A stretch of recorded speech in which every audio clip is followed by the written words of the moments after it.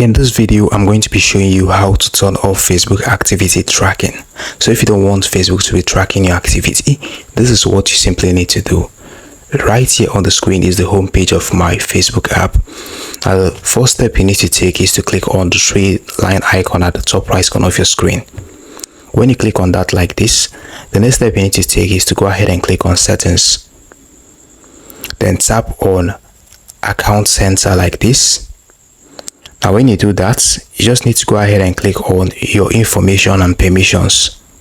So right here, you need to go ahead and click on your activity of Meta Technologies. So when you click on that like this, you just need to scroll and click on clear previous activity. So when you click on clear previous activity, looking here, you can see the option of clear. So you just need to go ahead and click on that.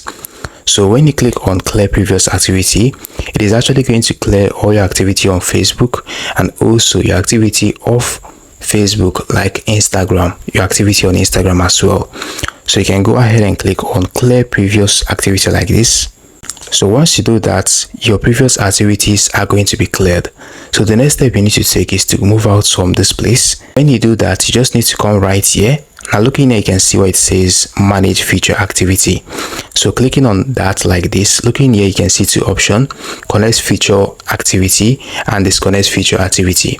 So if you don't want Facebook to be tracking your activity, all you need to do is to come right here and click on disconnect feature activity by selecting it like this.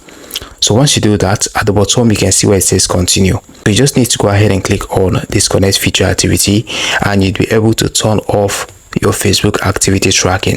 Hope you found this guide helpful. Now hit the like button, subscribe to App Fix and In for more helpful tips and tutorials like this. See you in the next one.